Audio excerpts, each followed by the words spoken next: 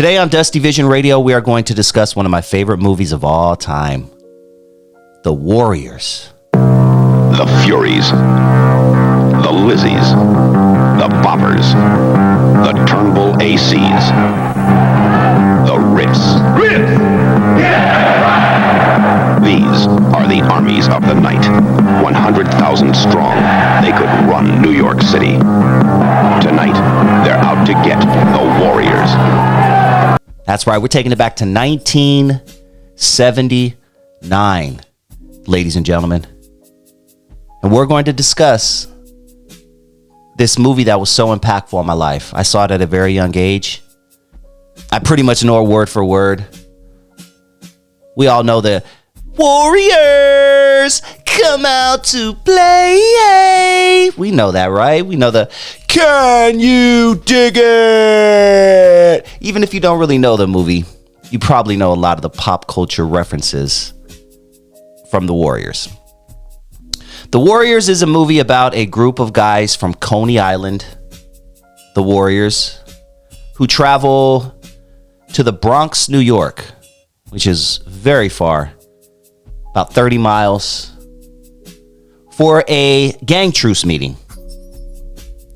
At that gang truce meeting, bad things happen, and the Warriors have to figure out a way to get back to Coney Island. And they have to fight all the hoods and sets and gangs in between. It's a classic movie. If you've never seen The Warriors, I would highly recommend it. If you haven't seen it in a long time, I would highly recommend just throwing it in. I said throwing it in like it's a damn VHS. I would highly recommend streaming it on one of your many streaming platforms that you probably have on your TV. But 1979 was an interesting time in New York City. Right around this time this movie came out. New York was going through some rough times. The 70s, early 80s was a very, very rough time in New York City. The ugly 70s. It turned New York City into like the armpit of the cesspool of crime. I gotta tell you, it was an era of Uzi-toting, dope-sucking, psychopathic killing machines laying siege to the outer boroughs and Manhattan itself. Various street gangs with cut-off lee jackets, rockets, and patches, trying to imitate the Hells Angels, except they had no Harley-Davidsons. But they were an enemy and a menace to society. And they were on the trains, and the trains themselves were scarred with graffiti. You couldn't look out of the train windows to even know what train station was coming to, with the smell of defecation and urine everywhere. And the city was, in fact, filled with different types of gangs. Obviously, it was romanticized and Hollywooded up a little bit in this movie, you know, with face paint and stuff like that. But for the most part, New York was infested with gangs. And out comes this movie called The Warriors. Now, I was only 1 year old at the time, so obviously I didn't get to go see it in a theater or rent it at my local video store. But in hindsight, I did do some research, and this movie was very controversial. News sources all over the country were talking about this movie, The Warriors. Well, John, violence by street gangs has inspired a new movie, and the movie called The Warriors may be inspiring even more violence. Movie theaters all over the country as well were taking the movie off their screens due to random acts where people got into it at the theater, getting riled up and just wanted to scrap and wanted to, you know. Paramount Pictures says the incidents of violence associated with the film are really isolated cases. Theaters in the Bronx and Queens showing the film said they've had a number of problems. And in California, 2 theaters have stopped showing the film after an 18-year-old was stabbed to death and a 19-year-old was shot and critically wounded. So there was a lot of news coverage going in or surrounding this movie, I should say. The movie is now playing in New York, and Sandy Pearl found a protest by an unusual kind of gang. They call themselves the Magnificent 13. They're a volunteer group, usually found patrolling the Muggers Express, number 4 on the IRT line. But today they were out in front of the Lowe's State One Theater, protesting the showing of The Warriors. They say it's a dangerous picture. We've seen what it's done to people, and we read in the papers about the violence that's been inspired by this kind of movie. And we just don't think children should be allowed to see this movie, let alone adults. We just got over the gang thing about 5 years ago. There was another upcropping of gangs, and we don't want to see that happen again. But do you guys remember the Warriors? Anybody, talk to me. We're going to talk about the Warriors, and let me know, comment down below if you've ever seen it. What's your favorite part? Who's your favorite gang in the movie? Personally, I think the Furies, and even when I was a kid, I thought the Furies were the coolest gang in this movie. The Furies, for anyone who has seen the movie, they were the baseball guys with the face paint who caught the Warriors slipping, and then they had that big old brawl in the park. Yeah, that was my favorite. What was your favorite gang from that movie? Or who was your favorite warrior? We went on pure instinct and gut feelings on the movie. We just kept going forward, trying to make the story work, trying to make it visually exciting. And I think it was that kind of adrenaline that we had going and the momentum that we had going and the rush to finish that helped add to the energy that the movie had. But this movie ended up becoming a cult classic. It did moderately okay in the theaters, but VHS was huge, and it had sort of a rebirth in VHS when VHS and VCRs and home, box office and HBO and all that became a thing, and even cable. Now you can watch it from the comfort of your own home. Oh man, imagine how big that was, ladies and gentlemen, back in the day. You didn't have to pack up the family and go to a movie theater, spend a couple bucks a ticket, buy a bunch of popcorn. You could actually watch a movie from your home. Imagine how revolutionary that was back in the early 80s. And I know you young kids right now, you don't what are you talking about, old man? I'm like, God, dinosaur God. Y'all don't, I know you don't get it. But just think about how big it was to be able to watch any movie, almost any movie that you wanted from your home. The adult industry would have never survived without VHS and VCRs. That's right, ladies and gentlemen. Big Booty 17 would not have existed if it weren't for VHS, because before that, if you wanted to get a little adult entertainment and watch your adult movie, I don't know, go see Debbie Does Dallas or something, or Long Dong Silver's latest flick, you would have to go to a theater. And you would have to sit next to a bunch of pretty much dudes, and all you'd be hearing in the corner is, and then you hear, then the guy gets up and he goes, "Oh man, those floors must have been sticky, huh? Ugh. Sticky floors at the adult theater. Ugh." But yeah, I know I'm going off topic, but giving you a little history lesson, because I'm sure most of you enjoy your adult entertainment. And I can't say the P word that rhymes with corn because YouTube doesn't like that word. So we're going to call it adult entertainment. I'm sure you all like your adult entertainment. Let's keep it real, right? Could you imagine having it you not having your phone and being able to go in your bathroom, doing your thing, lay in the privacy of your own home with the fan airing your balls out while you're... Never mind, that was me today. But imagine having to go to a theater. A theater. I cannot be going to no theater and do my business in a theater with 17 other dudes also doing their business. But that's what they had to do before VHS came into play, bro. Once VHS came in, it was on and cracking. They were charging 50, 60, 70 bucks for these VHS videos because they knew guys will pay for it. Freaking nasty guys. Us. VCRs would have failed if it weren't for adult entertainment. You know what else would have failed? The World Wide Web. That's right. If it weren't for adult entertainment, and you know what I'm saying by adult entertainment, rhymes with corn, starts with the P, right? If it weren't for adult entertainment, or if it weren't for adult entertainment, the World Wide Web would have been a thing of the past. What's the first thing guys started looking up once they figured, oh, shoot, I could look up any website I want? Boobs. Guy, we're simple. So my whole point is women make the world go round. That thing between your legs makes the world go round. Ladies, keep working it. But it's not about that thing between your legs. It's about the movie The Warriors. One of my favorite movies of all time, so much so that I have a huge poster in my studio right now that I'm looking at with the scene of them. One has a baseball bat. This is right after or right around the time they have that final famous scene at the end where they clung, clung, clung, clung. Warriors, come out to play. Warriors. So I'm looking at that scene right now. I have a big poster. What's that? It has to be that's a 16 by 24 poster of the Warriors in my studio right now.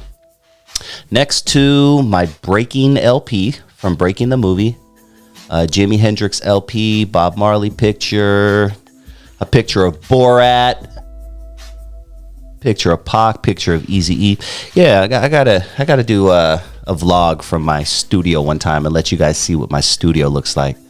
I was so frightened if nobody would come, it'd be a flop. I had no confidence in this movie to be a hit. I knew we had a good movie, but I just couldn't imagine people pouring out for this movie. So the Warriors starts with, like I said, a group of guys leave Coney Island. Boom. They're going to this apparent peace treaty in the Bronx. You know, it's been going down in New York, and one of the bigger gang leaders from the Riffs, the Gramercy Riffs, which were the most powerful gang in this movie, they told all the other gangs to meet at this park, and we're going to do this peace treaty, and we're going to stop taking the lives. We're all going to come together. We're going to fight the pigs, man. We ain't fighting each other anymore. It's all about them. We going to do them. So they go with good intentions. I think it's 13 of them. 13 didn't make it back, but that's why you got to watch the movie and see what happened. But they had 13 guys go to the Bronx. They kiss their girls, you know, and each character in the movie has their own thing. You know, one is a graffiti artist. You know, one is a fighter. You know, you got one dude who plays a Native American Indian. I mean, it's different. It's really cool. So each warrior has their character, right?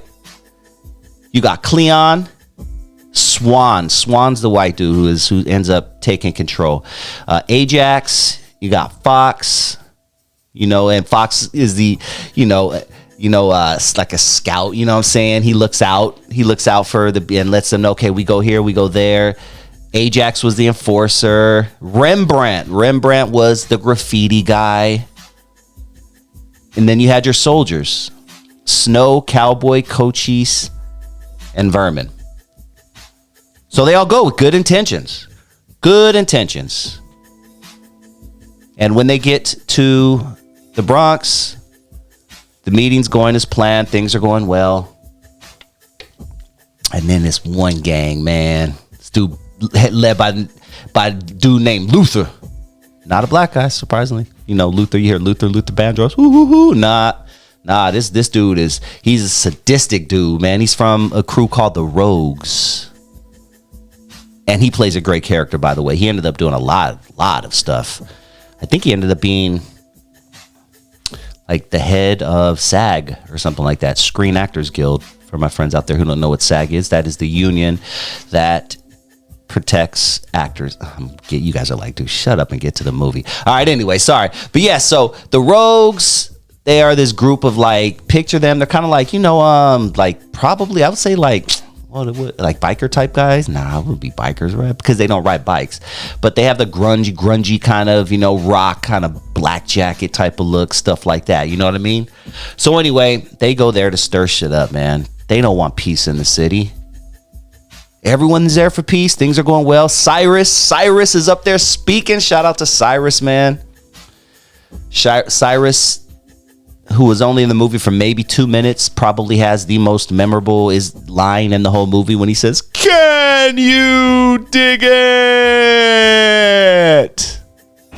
We have been unable to see the truth because we have been fighting for 10 square feet of ground. Our turf. Our little piece of turf. So the Rogues go there and they cause shit. So one of the guys pulls out a pistol, bam, and takes out Cyrus, man. But what does this have to do with the Warriors, Dusty Vision? Oh, I'll tell you.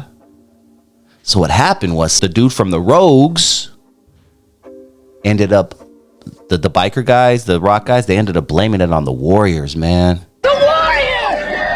The shot Cyrus! So now the Warriors have to fight their way back to Coney Island. Damn, man, that's cold, huh? That's pretty cold that they did that. But yeah, so the movie just basically shows them going from hood to hood, hopping off trains, going to other trains, going through hoods, and literally fighting every gang off.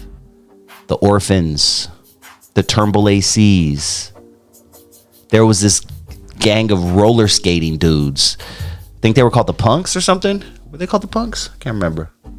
But yeah, they were roller skate. Like one dude was on roller skates, and like it was. I'm telling you, man, it's a really well filmed movie. I remember I was in New York, and we had a big screening. It was tied to a radio station or something, and we had essentially a screening for teenagers.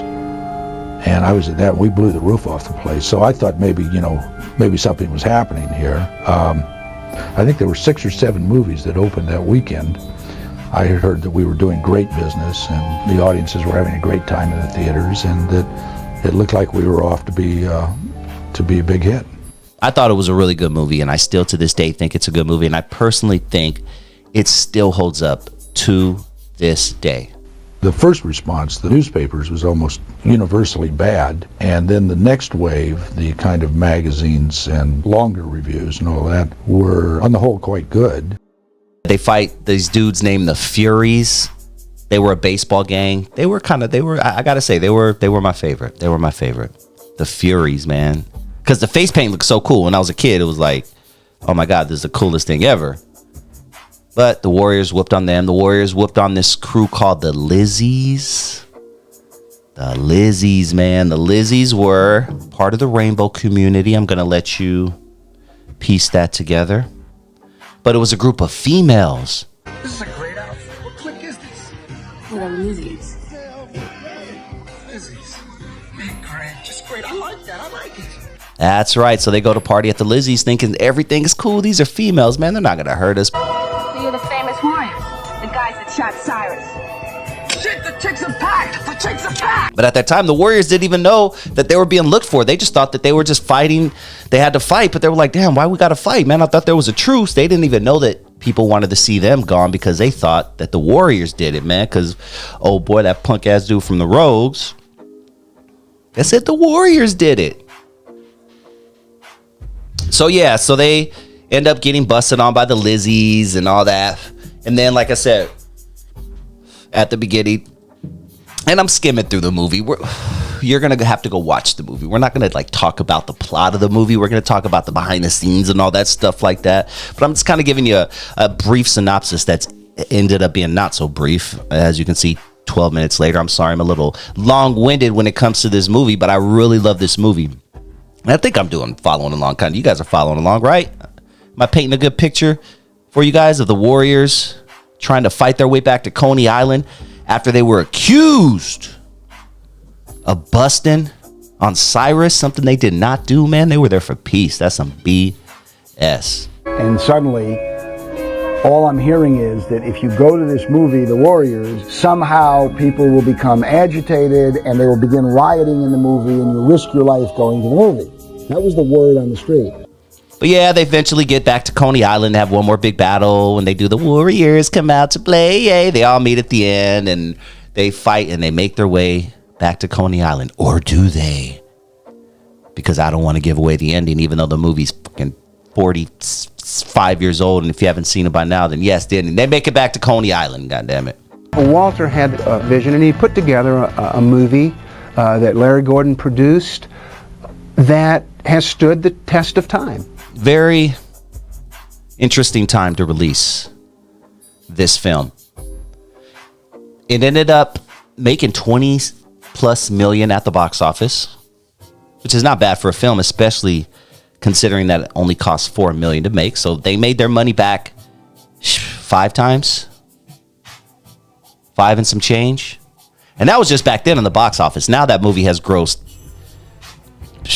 who knows how much. They got video games. Okay, they do plays of the Warriors, theatrical plays. All the actors are still very much involved in Comic-Cons and different type of events where they go and speak on the Warriors. This is a cult classic. People all over the world love this movie. Love this movie. White, black, Asian. Doesn't matter.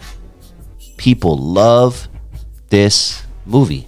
And it was actually my homeboy Rick, a Mexican dude, who introduced me to this movie. He recorded it off of TV onto his VHS, going back to the VHS thing.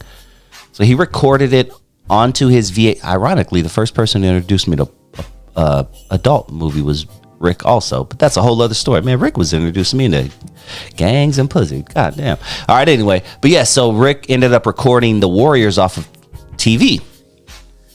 And yeah, we watched it like the next day or whenever I saw him again. And from then I was hooked. And I didn't get to see the full unedited version till later. I had just seen the TV version, which was a little more condensed because they have to fit it into a certain time period and throw commercials in there and stuff like that and take out the cuss words. I was cool with that though. I was really cool with that. But yeah, I remember just watching this movie and like, yeah, I love this movie. And as an adult, I knew that this is a classic and I wasn't wrong, dude. But the Warriors actually went head to head with another one of my favorite movies of all time. That is a much lesser known movie. Movie's called The Wanderers. As in the song, yeah, I'm a wanderer. Yeah, I'm a wanderer. I'll roam around, round, round, round. One of the reasons we had to have 3 cutting rooms going non-stop was that we were rushing to finish to beat the other gang movies that were coming out. The one that was really paralleling us was The Wanderers. They were shooting almost at the same time. It was based on a book like ours. It was a good story, totally different than our story. But, you know, you get put in the category of it's a gang movie. We wanted to be the first out, and we were. If you have not seen The Wanderers, that is one I would highly suggest as well. It takes place in the 63, and it's about gangs from New York. So yeah, that movie was kind of released around the same time, but The Warriors overshadowed it. The Warriors was a more gritty, like the way it was filmed, the way it was directed is amazing. Every shot except for the end scene was shot at night, so that's one thing. So they're filming at night. They had to water down the streets to make it look more glistening. And when you watch this movie, they did an amazing job. I told him that I thought it was a mistake, from my point of view, that this scene at the beginning of the film be a daytime scene. It just didn't seem to mesh. And he agreed. It just fell right out of the movie. It didn't seem to fit in. Once you started the movie at night and got into that, it all just came together. Even the wardrobe was great. I mean, the direction, the production, all of the above, in my opinion, get an A+. Night photography in New York, the shooting of those scenes was even more difficult than the night photography. Every gang had their own look, right? I already talked about the face paint. The Gramercy riffs looked like they were some niggas out of Star Wars or something. I don't know, like, yeah, they had an interesting look. I mentioned the guy with the roller skates. Every gang had the Turnbull ACs. They were like, I guess the best way to describe them would be skinheads. But that was a great depiction. I mean, it was obviously Hollywoodized. I don't think there were gangs of baseball players running around in the 1970s in the Bronx with face paint. I highly doubt that. I could be wrong. Correct me if I'm wrong. Anybody down there, if you know of a real gang from New York City that was really wearing baseball jerseys and face paint and carrying baseball bats, let me know. But it was great for the movie. It was great for this movie. We went on pure instinct and gut feelings on the movie. We just kept going forward, trying to make the story work, trying to make it visually exciting. And I think it was that kind of adrenaline that we had going and the momentum that we had going and the rush to finish that helped add to the energy that the movie had. They stopped advertising for this movie. TV shows were talking about it. The news was talking about it. So once they started pulling advertisements and radio advertisements, the bigger advertisements came from your parents telling you, hey, you can't go see this movie. Or you're sitting at the table eating your cereal, and on TV comes this newscast of there's this movie called The Warriors that's being banned from theaters all over the country. Then you heard, oh shoot, The Warriors, they're playing down the street. And they weren't. You what? Back in the 70s, you walk up to the thing, they ain't checking your ID. They needed money. You got $2, you could see this movie, bro. I don't care if you're 14, 15, 16. Are you aware of younger kids, younger than 17, coming into the theater without parents? When they're caught, they're thrown out. That's all. But that has been happening. No, not necessarily. Because it was a rated R. So rated R meant only 18-year-olds, but nah, they were not regulating that whatsoever. Hey Joe, how old are you? I'm 14. Did you buy your ticket? Yeah. Did they ask you how old you were? No, they didn't ask me at all. You just get the ticket and that's it. You go in. But 200 theaters across the country added security to their movie theaters for this movie specifically. And I know we thought that was some new shit in Colors when Colors came out, right? Because in Colors, man, I mean, Colors changed the game. Like, damn, there was unfortunately so many bad incidents that happened at the screening of Colors. Security at a number of movie theaters, all because of this film. Colors, starring Sean Penn and Robert Duvall as two Los Angeles cops up against murderous street gangs, gets high marks for realism, but authorities are worried that this looks too much like this, the scene of one of almost 400 gang-related murders in Los Angeles last year alone, and that the movie's depiction of tension and violence between gangs is so graphic it could incite more violence on the streets. One deputy sheriff warns if the movie is shown here, there will be dead bodies from one end of town to the other. They had to pull Colors out of theaters as well. The controversial movie Colors, a film that was released around the country this Friday. This movie has been dropped by several theaters in Los Angeles because of fears that it would incite violence among gang members in the audience. My colleague, my mentor, my homeboy Alonzo, he has a good friend that went to the movie, got into it with the guy to see see the movie Colors, got into it with the guy there, ended up doing the unthinkable to the guy, and he just got out like a few years ago. Lonzo's told this story on our show before. One of my dudes, another true story, when Colors came out, one of my roommates, I just bought this house where I'm at right now, and I lived in my old neighborhood, and one of my partners, he moved with me. He helped me move into the pad. He was also a roadie for the Wrecking Crew, called him Fat Fat. Fat Fat's a good-hearted dude. Loved him some Lonzo. One of the best cats I've ever met. Dre knew him, and everybody knew him. He was our roadie. He would travel with us. But Fat Fat started dealing with, got into the gang life. And I told Fat Fat, hey, man, you're doing too much. You can't stay with me doing this right here. Fat Fat messed around there with the Stockton, and he got into a situation with one of them Stockton boys, and he killed him. Well, the lawyer he had called me to testify. I drove all the way to Alameda County and stayed overnight to go to court to testify for my partner. And I looked up and they turned the lights off and they played goddamn Colors in the movie, in the courtroom. I'm not bullshitting. They played Colors in the movie, in the court. I'm like, what kind of shit is this? And he was like, dude, the movie Colors was so off when it came to gangbanging. All they did was have some cats, some cops, and some gangbangers. And they convinced the 12 white people that he killed this kid in retaliation from seeing Colors. He just saw Colors. It's true, he just come out the movie theater.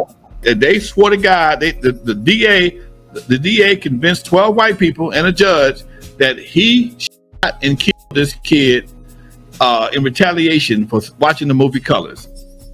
But there were a lot of incidents at the theater for simple reasons, going back to The Warriors.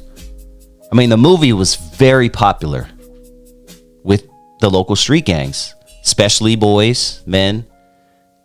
And a lot of them went to this movie and look, they look down the aisle and they see their enemy, the guy they don't like. So things were really starting to heat up. We've seen what it's done to people, and we read in the papers about the violence that's been inspired by this kind of movie. And we just don't think children should be allowed to see this movie, let alone adults. We just got over the gang thing about 5 years ago. There was another upcropping of gangs, and we don't want to see that happen again.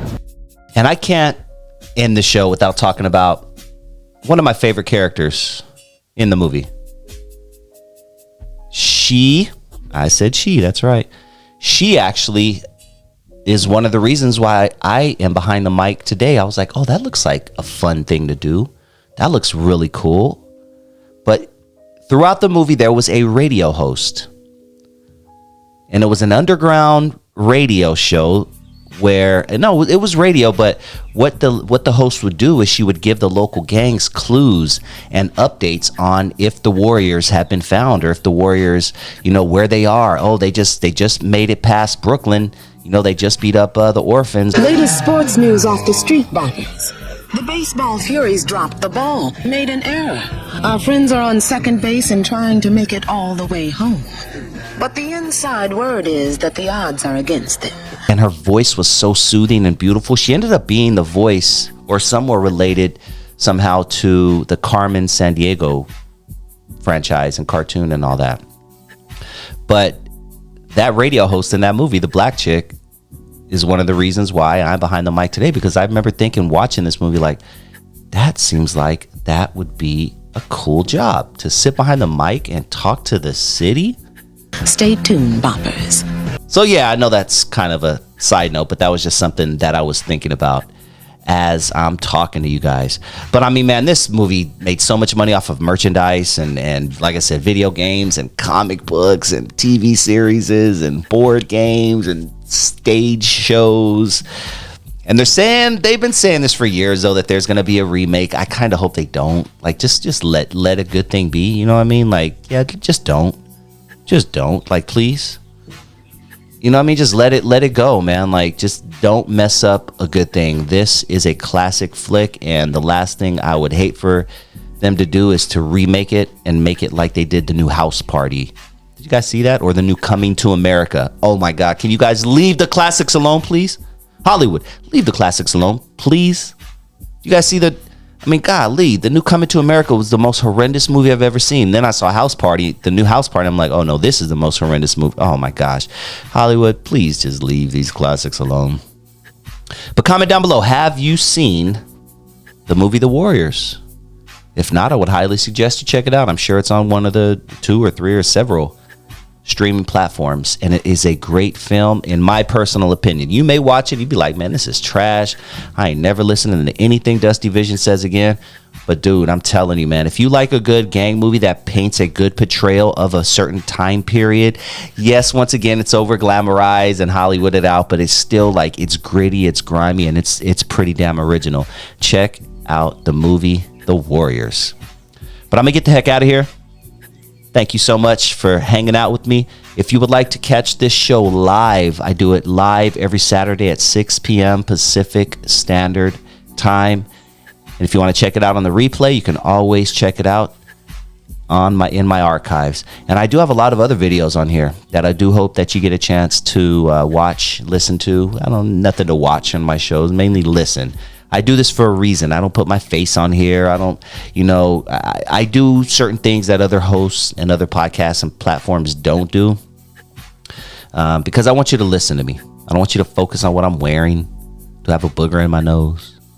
Did I, do I have broccoli in my tea? I don't want you to, I want you to listen. Listen. And I do appreciate you, each and every one of you. Hit that subscribe button if this is your first time joining the channel and you are even remotely entertained, whether you liked it or you didn't, but you want to hear more, please hit that subscribe button. Also, Hit that like button before you head out. That's the biggest thing you could do for me right now. And if you're feeling extra generous, got a little cash right there, a little cash symbol. You can click on that and send your boy a few bucks. I do appreciate that as well. I'm also on Rumble. You can download the Rumble app if you don't have Rumble already. All your favorite podcasters and move it over to Rumble. I've been on Rumble for about well over a year now.